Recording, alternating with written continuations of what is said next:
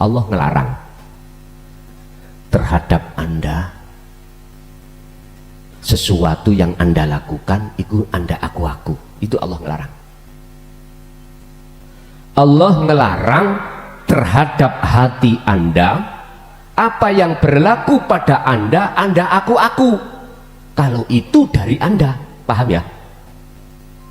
Contoh, jenengan sholat, jenengan zakat, sholatnya gak tahu leren Pak.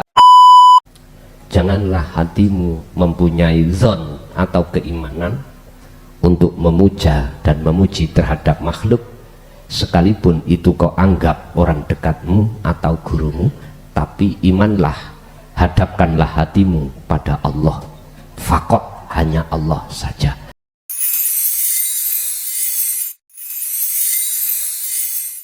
Warahmatullahi wabarakatuh. Bismillah, alhamdulillah, la khawla wa la quwata illa billah.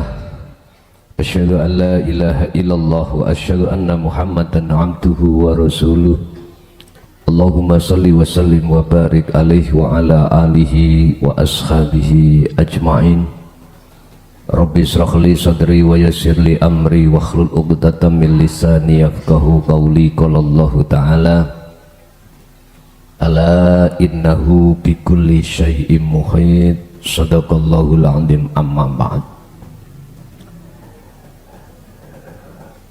Proses perjalanan si Salik untuk menuju kewusulan sebelumnya pasti dan harus dibekali oleh nurul ilmi, cahaya ilmu, yang cahaya ilmu berkenaan dengan sekitar bagaimana cara lakunya ruh itu dengan benar. Ketika si Salik mau menjalankan suluk menuju kewusulan pada Allah, si Salik wajib dibekali nurul ilmi,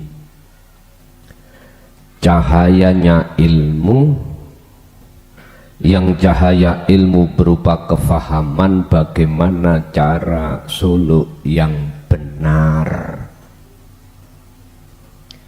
Salah satu di antaranya adalah wajib si Salik menyadari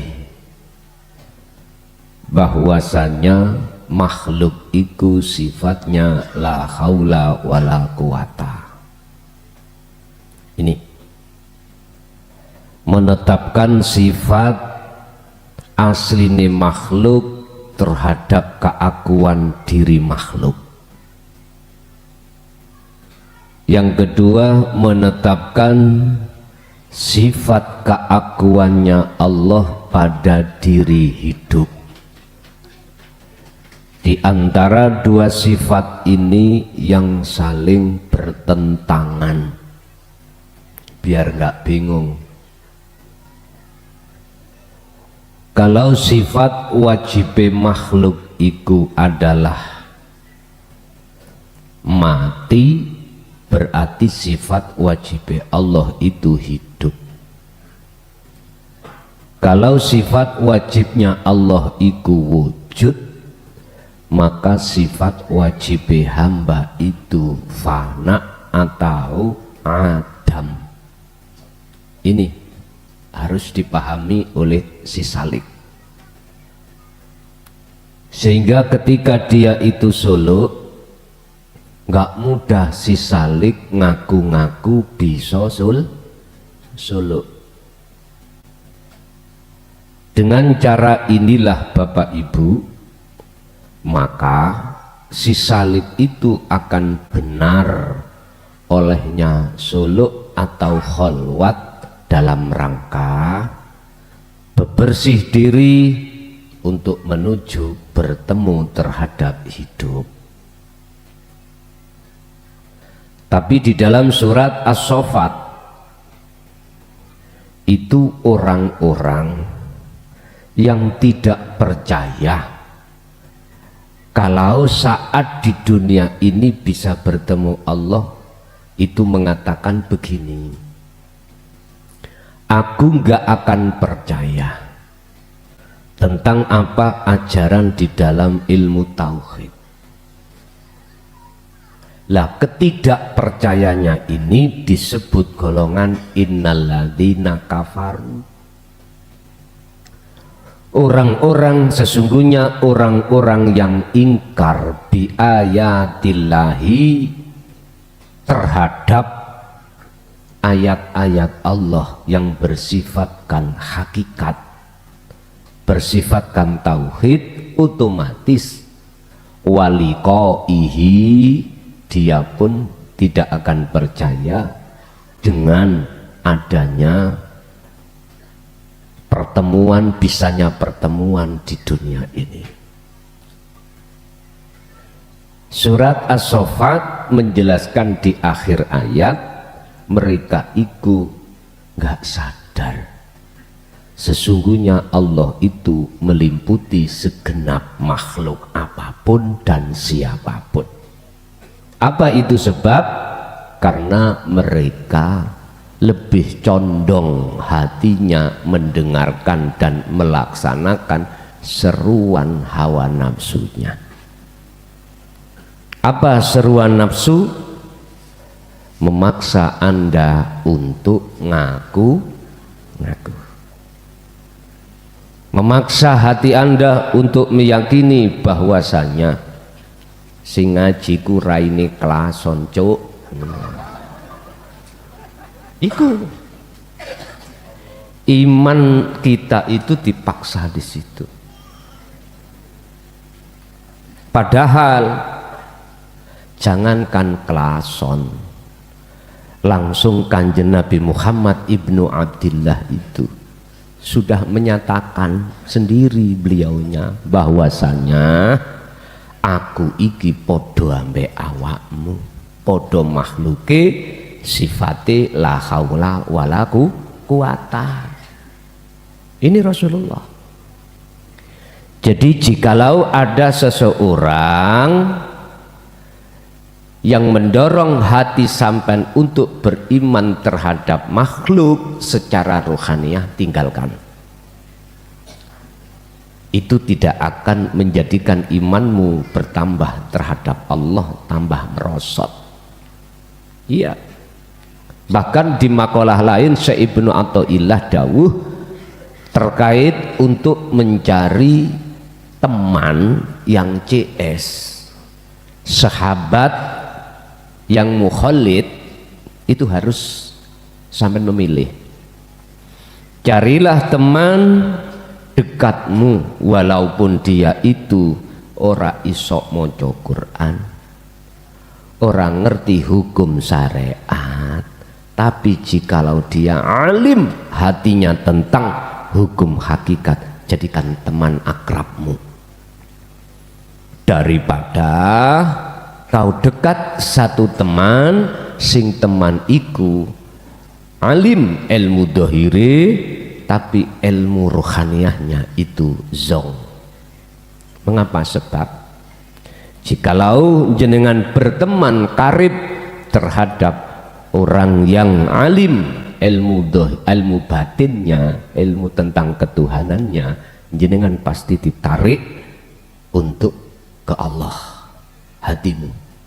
Tapi jikalau jenengan berteman terhadap orang yang alim ilmu dohiri, sedangkan ilmu batinnya ikut kucluk, ngapunten pekok, mesti Anda ditarik bahas urusan selain Allah kang sejati iki. Apalagi kau berteman dohir batine celukut-celuk, lah iki cara jahil merkak niki. Wis pun terserah Anda bagaimana, itu makalah. Berkenaan dengan hal ini kita akan membahas makalah 136 137 tentang masalah janganlah kau rampas bajunya Allah. Apa bajunya Allah? Ya sifat tadi. Ada di situ sifat wajibnya Allah, wujud. Ada di situ sifat ma'ani Allah, berkehendak. Ada sifat ma'ani di dalamnya, kudrat, kekuatan, ilmu, kealiman, hayat termasuk hidup, sama, basor, kalam. Semua adalah sifat wajibnya Allah. Lah sifat kita lawan katanya sifat tersebut, lawan kata. Kalau Allah wujud, kita tidak. Kalau Allah berkehendak, kita tidak. Kalau Allah kuat, kita lemah. Kalau Allah yang berkalam, kita bisu. Kalau Allah yang melihat, berarti kita buta. Kalau Allah yang mendengar, berarti kita tuli alias kokoen. Ya. Terus bagaimana cara kita menetapkan sifat-sifat itu pada tempatnya? Monggo kita kaji bersama. Bismillahirrahmanirrahim. Qala musannifu rahimahullah, dawuh sapa Syekh Ibnu Athaillah. Kun ana sira bi ausafi rububiyatihi, kelawan pira-pira sifat kepengeranane Allah. Iku muta'alliqon, gumantung. Artinya apa? Gumantung adalah di dalam, adakanlah di dalam hatimu sifat rububiyah Allah itu bukan milikmu, tapi milik hidup dalam dirimu. Lho ngoten maksudnya. Bertajalilah sama dengan gini. Bertajalilah dirimu saat kau menghadapi ibadah murni atau tidak murni. Prosesnya ngeten. Ketika aktivitas itu berlaku, rasa ning jero ati sampeyan iku harus muncul rasane Allah, rasa akune Allah, bukan Allah sebuah nama.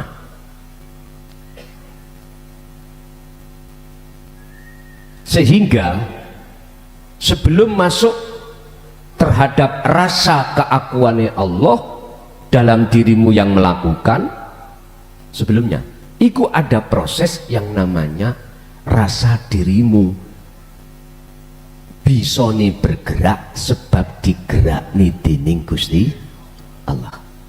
Niki makrifat yang paling wendek niki, wendek pol. Wabi ausofi ubudiyatika, lan kelawan piro-piro sifat kumawulo iro mutahakikon, kelawan nyataake. Artinya apa? Aku makhluk koyoke bisa ngaji iki sebab dijekne wujude Allah yaiku urip dalam diriku. Hati harus ada rasa. Apapun yang terjadi pada diri Anda harus merasakan kehadiran Allah, yaitu wujudnya hidup yang menggerakkan Anda. Sehingga dengan begini maka maka Allah bagi Anda, hati Anda, Allah itu terasa dekat. Fa illam takun tarohu, apabila kau belum bisa melihat wujudnya Allah, kamu harus merasa apa yang kau lakukan sebenarnya itu sebab digerakni dening Gusti. Berarti Anda meletakkan sifat wajib makhluk pada makhluk. Aku jane mayit, seperti patung, seperti sapu, ora iso obah. Anane kaya iso obah sebab diobahne wong liya. Kaya anane aku iki iso ngene iso ngono sebab dingununo Allah. Lah iki makrifat yang paling ndek. Sebagai pemula wajib seperti ini, wajib muta'alliqon, sifat wajib Allah itu kudu gumantung ning ati sampean. Harus hati sampean memandang semua apapun yang terjadi semata-mata karena Allah lah. Ini makrifat sing paling dek. Tapi jangan berhenti di situ, karena di situ masih ada dua. Ada yang digerakkan, yaitu wujudnya makhluk sapu. Ada yang menggerakkan, wujud jenengan. Ini kita sih rahasia Allah buat Anda. Belum dikatakan makrifat dengan yang sebenarnya. Ini jenengan saya katakan makrifat sing paling ndek wae lho. Merasa selalu dilihat Allah, merasa Allah itu dekat. Berarti masih ada dua. Paham ya? Lanjut. Mana aka nyegah sapa Allah ka ing sira, nyegah apa? Antat daya ing yen to ngaku sira menyang apa ma perkara laisa kang ora ana apa ma iku laka kedue sira nyatane mimma saking perkara lil makhlukina maring pira-pira makhluk. Allah ngelarang terhadap Anda sesuatu yang Anda lakukan itu Anda aku itu Allah ngelarang. Allah ngelarang terhadap hati Anda apa yang berlaku pada Anda aku kalau itu dari Anda. Paham ya? Contoh, jenengan sholat, jenengan zakat, sholatnya gak tahu leren Pak, 5 waktu gak tahu ngodok. Kalau malam itu mulai jam 12 malam sholat sunnah itu bayuh akeh banget sampai subuh. Kadang durung hari subuh saking akeh. Paginya ditambahi duha, mbok nyambut gawe. Intinya secara jasmani Anda nggak pernah maksiat belas. Nangembong petuang wedok tahu tubi Pak matanya. Tapi mengoditi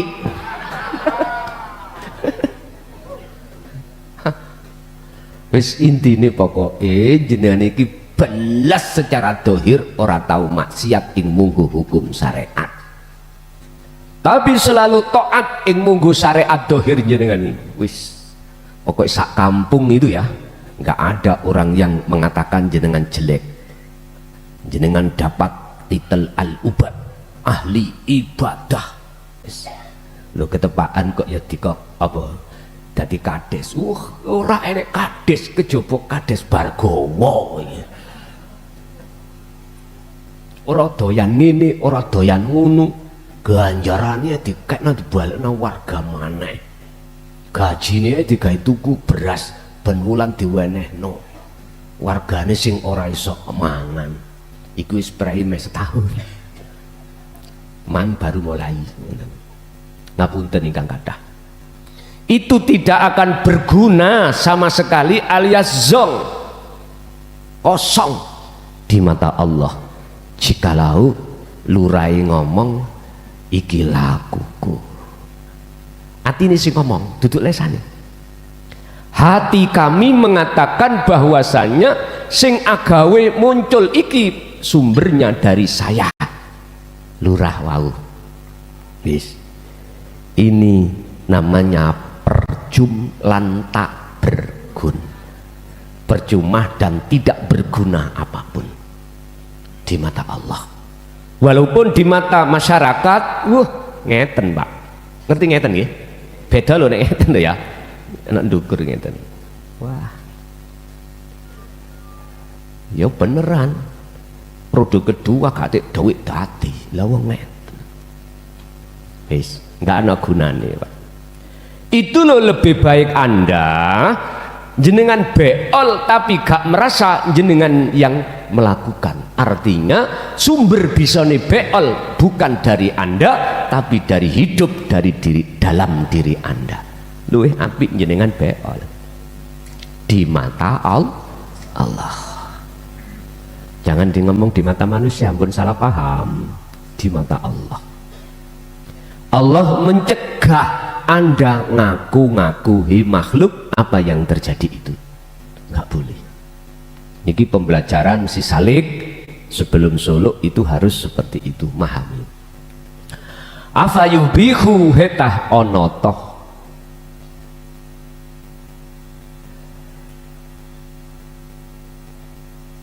ngolehake. Apa ngolehake? Menangake. Mboten menang-menang apa ya? Memperbolehkan itu. Ana ta memperbolehkan, wis munae wis. Sapa Allah laka maring sira antadaiya ing yen to ngaku-ngaku sapa sira wasfahu ing sifate Allah. Apakah Allah memperbolehkan atas dirimu ngaku-ngaku apa yang kau lakukan iku sangka dirimu, sedangkan semua itu bisanya terjadi karena sifatnya Allah? Jawabannya tidak.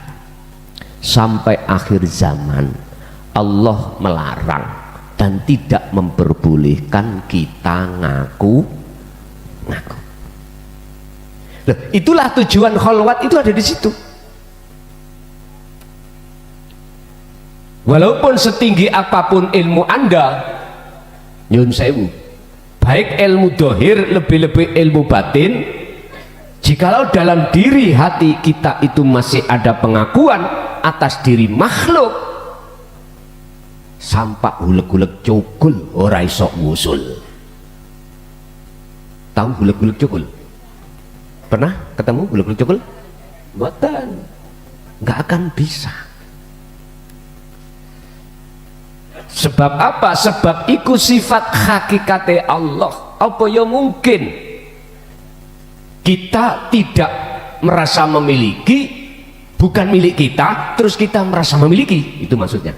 Apakah mungkin sesuatu itu bukan milik kita sementara kita merasa kita memiliki? Contoh, tukang parkir. Semua sepeda, mobil dititipkan jenengan sebagai tukang parkir. Apakah boleh kita sebagai tukang parkir menghaki yang bukan hak kita? Betul sakit. Apakah boleh Allah memperbolehkan wujud itu bukan sifat kita, lalu kita akan merampas sifat wujud itu milik kita? Nggak boleh. Sifat kita itu Pak nggak wujud, berhubung syariat teko, wujud kita itu sebab diwujudkan sing wujud. Ajaran sangkan paraning dumadi iku Anda harus kembali ke asalmu. Apa asal kita? Tidak wujud. Paksalah keakuanmu untuk sumeleh. Sebab dengan begitu nanti Anda akan tahu sejatine sing wujud setelah Anda wa ilaihi rajiun, kembali asalmu, yaitu nggak wujud. Oke, kita kan merasa wujud karena diwujudkan yang wujud. Oke, ini proses di dalam hukum syariat. Jikalau kau betul-betul ingin ketemu sejatine sing wujud yaitu Allah, kembalilah pada asalmu. Berarti harus melakukan kefanaan. Ketika Anda sudah dikatakan kembali ke asal, yaitu tidak wujud, disitulah akan nyata siapa sebenarnya yang wujud. Ternyata hidup itu. Yes. Inilah bahasa mengapa Allah melarang terhadap kita untuk tidak ngaku-ngaku, supaya jenengan iku ndang lekas ketemu Gusti. Wa huwa lan khali utawi Allah tidak memperbolehkan Anda ngaku-ngaku hakmu, sebab itu bukan hakmu. Apakah Allah itu memperbolehkan terhadap dirimu untuk ngaku-ngaku bahwasanya kita yang alim, kita yang kaya, kita yang wujud, kita yang mendengar, kita yang melihat dan lain sebagainya, sementara wahwa khali utawi Allah iku Rabbul Alamina, dat pangeran kang nguasai alam kabeh.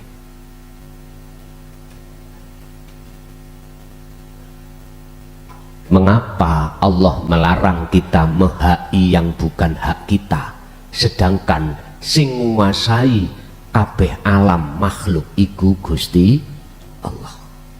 Jadi jawabannya jenengan tetap tidak boleh. Nah, jikalau muncul wujud jenengan, muncul kuat jenengan yang ada pada jenengan, muncul bisa mendengar, melihat, berucap, hatimu harus kau paksa untuk mengibatkan, menetapkan semua itu adalah milik Rabbil Ngalamin. Itulah nek cara Quran menjawab innani anallah, sesungguhnya aku iki. Di situ nek wong Jawa ya aku iki urip. Dadi pun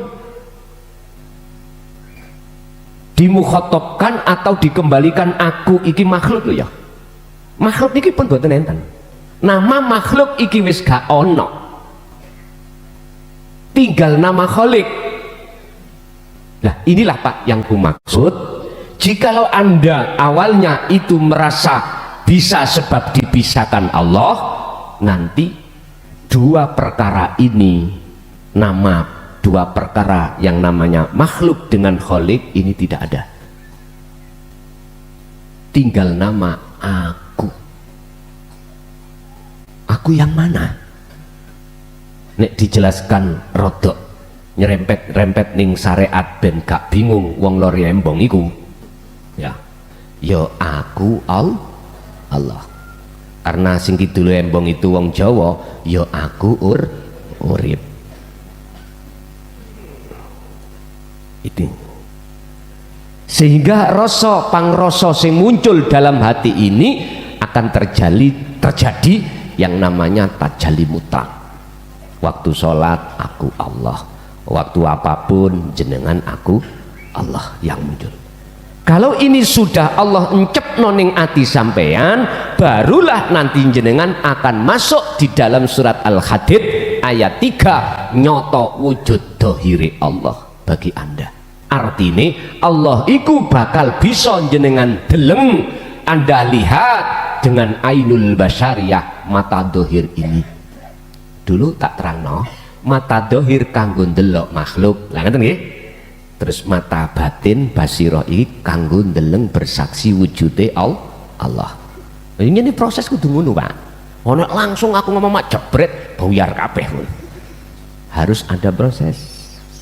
Kalau Anda sudah ditarik Allah di dalam keahatan Allah, yaitu alam ihsan, alam makrifat, nyoto wujud Allah batin, nanti Allah akan menarik Anda ke makrifatan yang sempurna.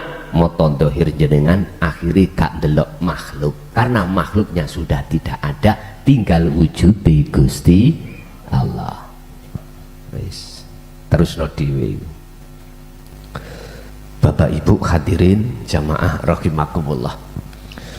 Kak dulu to langsung ngoten lho, jok ngono. Semua itu ada prosesnya Pak Bu. Urusan yang baru mendengarkan ini kaget ya urusane. Sing jelas dulu sudah saya sampaikan. Makanya mengapa Quran turunnya itu berangsur-angsur. Disitulah. Nah, dini sampean kok ya mencari yang proses awal, ya tak kok jamaah-jamaah sing senior itu. Aku wis moh ngulangi maneh wis pegel. Sampeyan tak kok. Makanya kula cuman memberikan file mawon. Nah, nek sampean lebih detail sedang kanca-kanca wis ngalami ana kono. Kok itu jelas. Pun Bapak Ibu kesimpulannya makalah ini, jikalau estu jenengan kagungan karep lekas ketemu. Ya udah, langsung aja tetep no agune Allah. Itu namanya tajalli.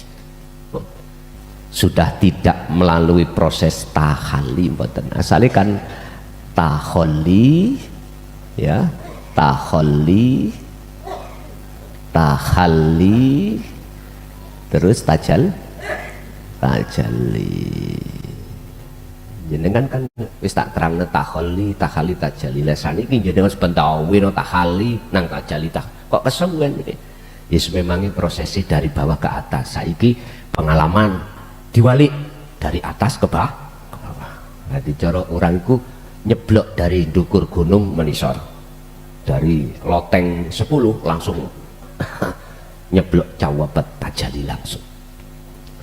Karena sampean sudah paham proses-prosesnya dari bawah ke atas itu terlalu lama. Oke, tajalli aja langsung majetubun ya rapopo ben podo tahu gendenge. Pun Pak Bu jamaah rahimakumullah, urusan Allah mempertemukan kita itu lama durasinya atau tidak itu bukan urusan kita. Yang jelas kita sebagai makhluk, pertama secara dohiriyah dikron katiran tugasnya namung deh dikir kejono, dikir yang langsung tak jali ku ae penak jenengan sing wis melakukan kholwat niki lho. Lah sing tasik belajar mulai ngandap ya coba polah-polah dulu, ya ikutono seniormu itu mulai proses awal itu bagaimana. Pun hadirin jamaah rahimakumullah, itu makalah keterangan ringkas tentang masalah penetapan sifat hakikat hamba dan penetapan sifat hakikat Allah. Bapak Ibu hadirin jamaah rahimakumullah, sekali lagi perlu saya ingatkan, janganlah hatimu mempunyai zon atau keimanan untuk memuja dan memuji terhadap makhluk, sekalipun itu kau anggap orang dekatmu atau gurumu, tapi imanlah, hadapkanlah hatimu pada Allah, fakot hanya Allah saja. Al-Fatihah.